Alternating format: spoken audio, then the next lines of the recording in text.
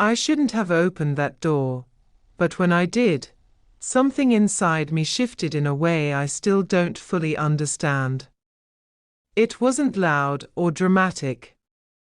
It was quiet, almost invisible. The kind of moment that doesn't feel like a mistake until it's already too late to undo it. And the worst part is, a part of me knew, even then, that I wasn't as innocent as I wanted to believe. My marriage wasn't broken. At least, not in the way people usually describe. There were no fights, no shouting, no obvious cracks anyone else could point to. From the outside, it looked stable, even comfortable. But comfort can be deceiving. It can slowly turn into distance, without you realizing when exactly it happened. My husband had become a routine more than a partner. He left early, came back late, always tired, always distracted. Conversations turned into short exchanges about bills, food, plans that never really happened. The warmth we once had didn't disappear overnight. It faded, quietly, like something we both stopped noticing until it was already gone. At first, I told myself this was normal. That this is what long-term relationships look like. People grow busy. Life becomes predictable. Love changes. That's what I kept repeating in my head whenever the silence between us felt too heavy, but silence has a way of growing. It fills spaces you didn't even know existed. And eventually, it started to feel like I was living with someone who no longer saw me. Not really. That's when he started coming around more often. My husband's friend had always been there in the background. Occasional visits, casual conversations, nothing that ever stood out. But slowly, his presence became more frequent. At first, I didn't think much of it. He was just someone my husband trusted, someone who felt familiar enough to not question, but familiarity can be dangerous when you're already feeling invisible. He noticed things. Small things. The kind my husband used to notice, but stopped somewhere along the way. If I changed something in the house, he'd mention it. If I seemed tired, he'd ask. Not in a forced way, not out of politeness, but like he actually meant it. The first time it happened, I brushed it off. The second time, I smiled a little longer than I should have. By the third time, I found myself waiting for it. It wasn't anything obvious. That's what made it so easy to ignore. There were no inappropriate words, no crossed lines. Just conversations that lasted a little longer. Eye contact that lingered just a second too much. A tone that felt different, and I hated how much I noticed it. I told myself it was nothing. That I was just overthinking. That I was reading into things, because my own life felt empty in ways I didn't want to admit. But even as I told myself that, I didn't pull away. If anything, I leaned into it without realizing. There's a certain kind of loneliness that doesn't come from being alone. It comes from being unseen. And when someone suddenly sees you, even in the smallest ways, it feels bigger than it should. He didn't try to impress me. He didn't cross any obvious boundaries.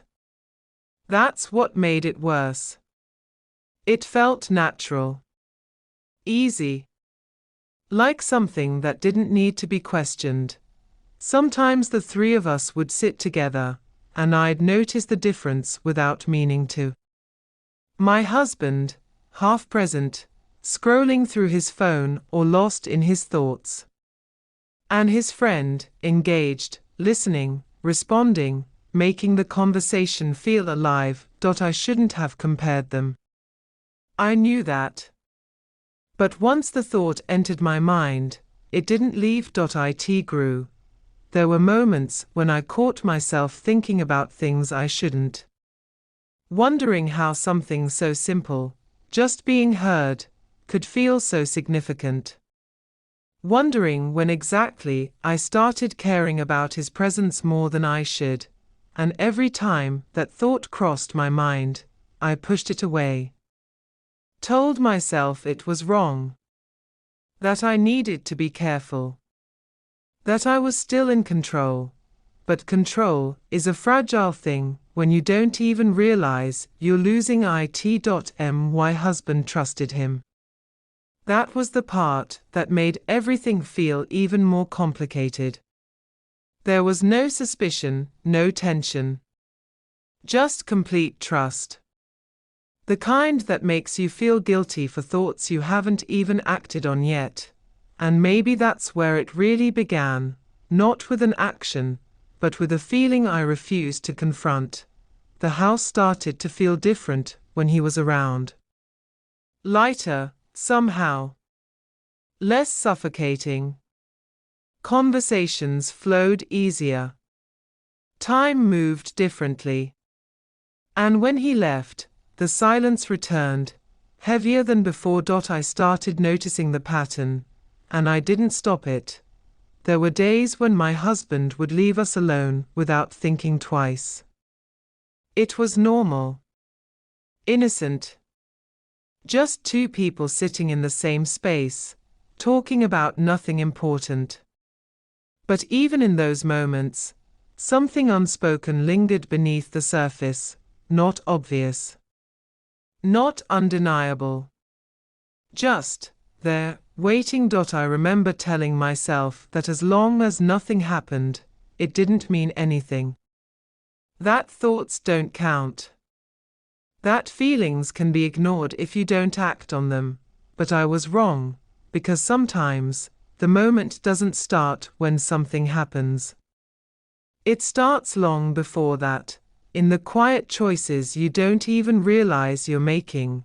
And that night, when everything finally crossed the line, I wasn't as unprepared as I told myself I was.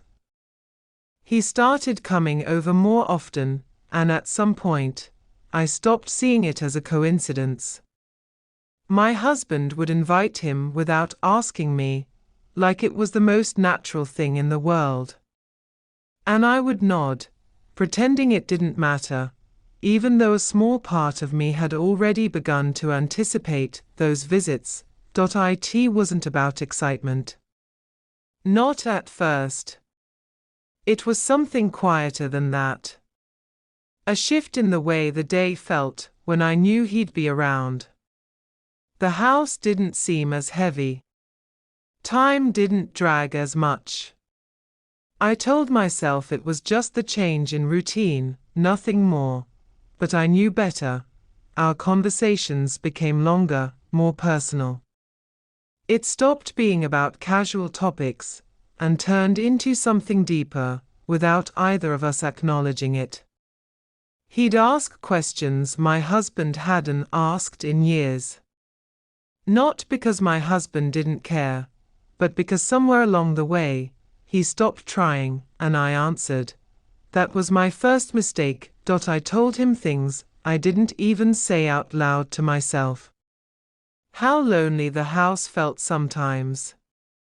How silence had become a normal part of my life.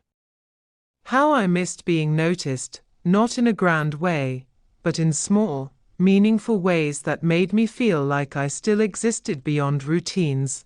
He didn't interrupt. He didn't dismiss it. He just listened, and somehow, that made it worse, because once someone truly listens to you, it becomes harder to go back to being ignored. I started catching myself thinking about him when he wasn't there. Wondering when he'd visit next. Replaying conversations in my head, analyzing the way he looked at me, the pauses, the tone. I told myself it was harmless, Just thoughts passing through, but they weren't passing. They were staying. There's a dangerous comfort in being understood. It lowers your guard without you realizing it. You stop filtering yourself. You stop holding back. And before you know it, you've shared parts of yourself that were never meant to be shared with someone like him. I tried to create distance. I really did. There were moments when I avoided eye contact, kept conversations short, found reasons to leave the room. But it never lasted. The effort felt forced, unnatural, like I was pretending something didn't exist when it clearly did, and he noticed. He didn't call it out directly, but there were moments when his tone changed, when his words carried something unspoken. A quiet awareness that we were both circling around something neither of us had the courage to name. That's when the tension started to build. It wasn't obvious to anyone else. To my husband, everything was the same. Normal. Safe. But between us, there was a shift. Subtle, but undeniable. Conversations would pause at the wrong moments. Silences would stretch longer than they should. And in those silences, everything felt louder. I told myself to stop. I reminded myself of what was at stake. A marriage that wasn't perfect, but still real. A trust that hadn't been broken. A line that hadn't been crossed, but every time I thought about pulling away, I remembered how it felt to be seen again, and I hesitated. That hesitation became my second mistake. One evening, my husband came home later than usual, already distracted, already halfway somewhere else in his mind. He mentioned he had to step out again, something urgent, something he didn't bother explaining in detail. It wasn't unusual. By then, I had gotten used to not asking too many questions. What mattered was that he left, and his friend stayed. It wasn't planned. At least, that's what I kept telling myself. There was a reason for him to stay, something small, something practical that made sense in the moment. But even as I accepted it, I felt that quiet tension settle in again. The house felt different that night, too quiet. Too still. Like something was waiting to happen. We didn't speak much at first. Just a few words here and there, nothing meaningful. But silence between two people who are already thinking too much isn't empty. It's full of everything you're trying not to say. I could feel it building again. Every glance felt heavier. Every movement more noticeable. I became aware of things I had ignored before. The distance between us. The way he looked at me when he thought I wasn't paying attention. The way I avoided looking back for too long. And then I realized something that made my chest tighten. I wasn't uncomfortable. I should have been. I should have felt the need to leave, to create space, to protect what was still intact. But instead, I stayed exactly where I was, caught between knowing what was right and wanting something I couldn't justify. That was the moment everything shifted, not because something happened, but because I stopped convincing myself that nothing would. He stood there for a second longer than necessary, like he was deciding something. And I felt it. That pause. That hesitation. It mirrored my own. Neither of us moved away. Neither of us said what needed to be said, and somehow, that silence said everything. I remember the sound of the door closing softly behind him as he stepped further inside. Not loud. Not dramatic.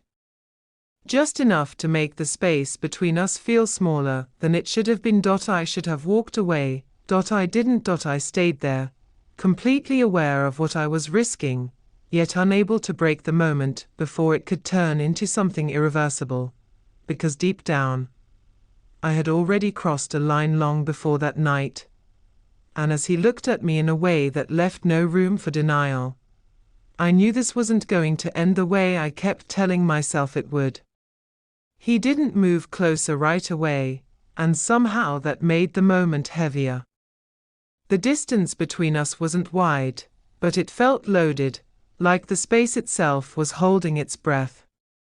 I became painfully aware of everything, the sound of my own breathing, the faint hum in the room, the way the silence seemed to press down on my chest.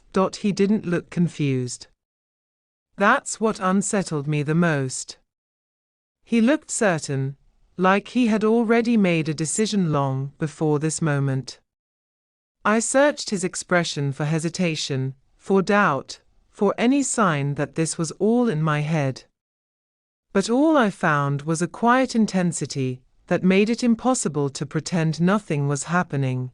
"You're not okay," he said softly. It wasn't a question.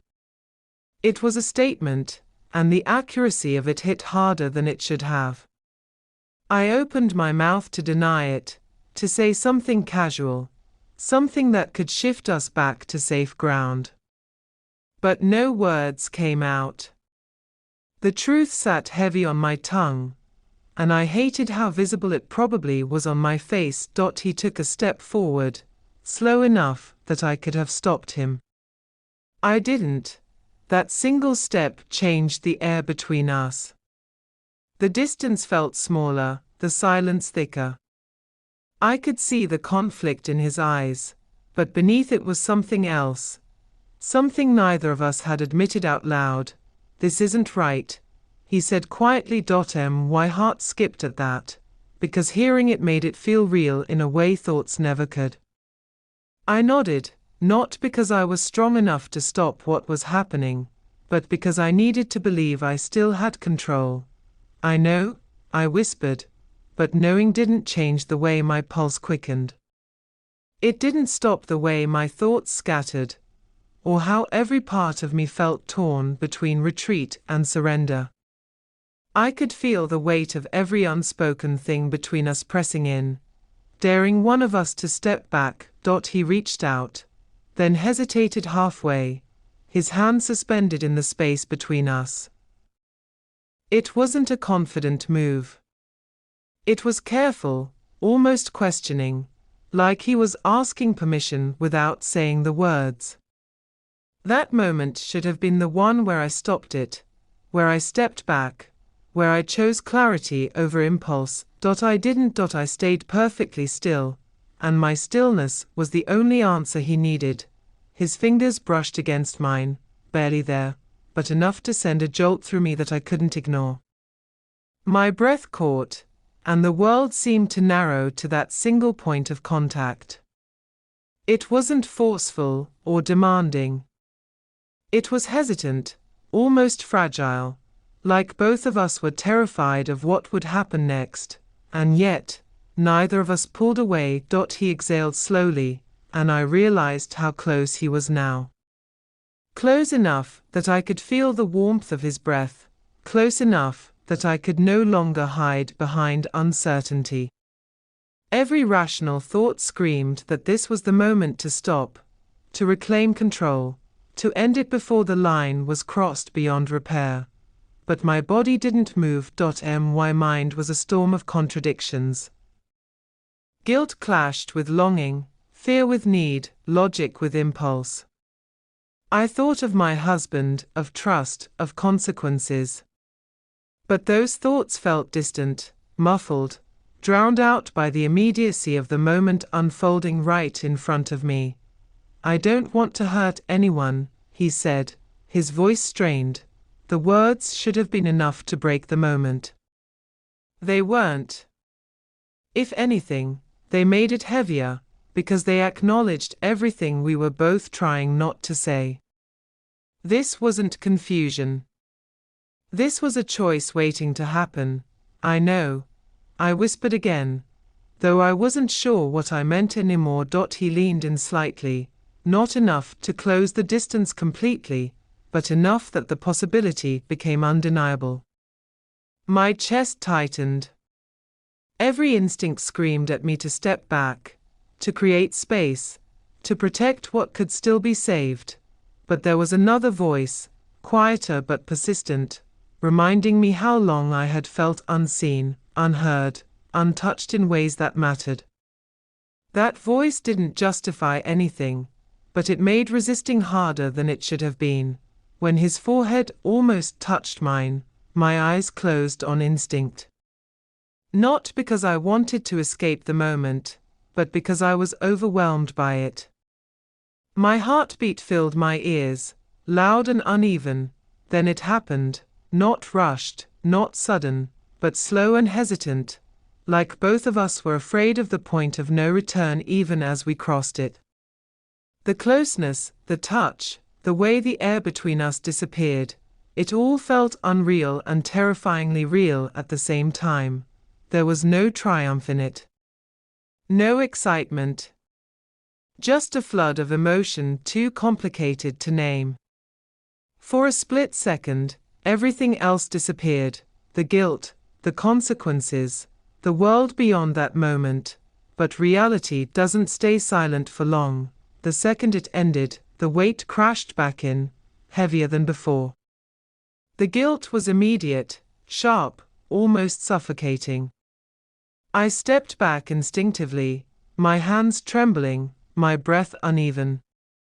His expression shifted too, conflict, regret, realization all hitting at once. Neither of us spoke. We didn't need to. The silence said everything. What had happened couldn't be undone, couldn't be explained away, couldn't be forgotten. The line we had been circling for so long was finally crossed, and there was no pretending otherwise. He looked like he wanted to say something, to fix it, to apologize, but no words came. I didn't want apologies. I wanted to rewind time, to undo the choices that led us here, to erase the weight now sitting between us. But that was impossible, and as the reality of what we had done settled in, one thought kept echoing in my mind, relentless and unforgiving. Nothing would ever be the same after this. The silence that followed didn't feel empty. It felt crowded, filled with everything we hadn't said and everything we couldn't take back. I went home carrying it like a weight in my chest, heavy enough to change the way I walked, the way I breathed, the way I looked at the person waiting for me on the other side of the door. My partner greeted me the same way they always did. A small smile. A familiar question about my day. Their voice was warm, easy, unguarded. It should have made me feel safe. Instead, it made me feel like a stranger standing in the wrong life. I answered in half-truths. Work was fine. Traffic was bad. I was tired. The words came out smooth, practiced, like I'd been rehearsing them on the way home. They nodded, accepting them without suspicion, and that trust hurt more than if they had doubted me. We sat together that night, close but not touching. The space between us felt louder than any argument. I kept thinking about how easily I used to lean into them without thinking, how natural it felt to belong there. Now, every movement felt deliberate, like I was afraid of revealing something just by being too close. My phone buzzed in my pocket. I didn't check it. That was new. I went to bed with my partner's back turned toward me, their breathing slow and steady. I stared into the dark, replaying his words over and over, hearing them in my own head instead of his voice. You've already been here with me. The more I thought about it, the more I hated how true it felt. The next day, everything felt slightly off, like the world had shifted an inch to the left and I was the only one who noticed. My partner laughed at something I said, and I flinched at how normal it sounded.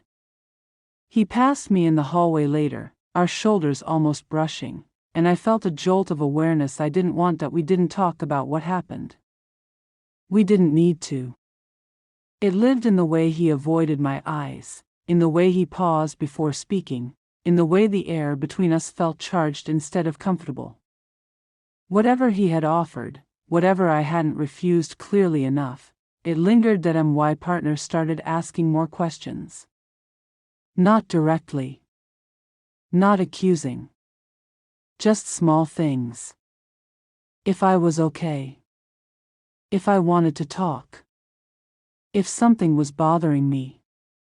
Each question felt like a door opening that I wasn't ready to walk through, that I kept saying no, but at night, when the house was quiet, I'd lie awake and imagine what would happen if I said yes instead. Yes, something is wrong. Yes, I've been leaning on someone else. Yes, I don't know where my loyalty has gone. The conversations played out in my head, ending in tears, in anger, in words I couldn't take back. I stayed silent, that he pulled back, too. The messages slowed. The calls stopped. When we were in the same room, we kept our distance like there was an invisible line we both agreed not to cross. It should have been a relief. It should have made things easier, that it didn't. The absence felt louder than the presence ever had. I missed the way he used to look at me, like he knew me completely. I missed the comfort of being understood without explaining myself.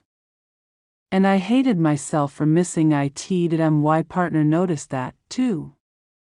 The way I'd stare at my phone even when it didn't light up. The way my thoughts seemed somewhere else. One evening, they reached for my hand and held it longer than usual, like they were trying to anchor me in place. "Are you still here?" they asked quietly. The question landed harder than any accusation could have. That I wanted to say yes. I wanted to mean it. That I squeezed their hand, hoping the gesture could say what my words couldn't. They smiled, but it didn't quite reach their eyes. Days turned into weeks. The tension never exploded. It just settled in, a constant hum beneath everything we did. Meals tasted the same, but felt different. Conversations sounded the same, but carried less weight. Even laughter felt careful, like we were both afraid of cracking something fragile. One night, I found myself standing alone in the kitchen, the house dark around me, the only light coming from the window. I looked at my reflection in the glass and barely recognized the person staring back. I saw someone who had tried to hold on to two worlds at once and ended up not fully belonging to either. My phone buzzed. A message from him. That I didn't open it right away.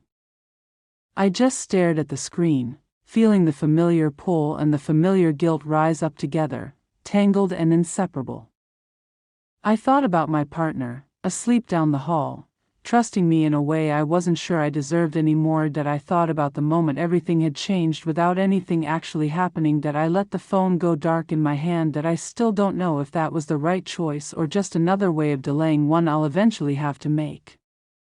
All I know is that some lines don't need to be crossed to change everything. Sometimes, just standing close enough to see them clearly is enough to make you realize you can never go back to where you were before.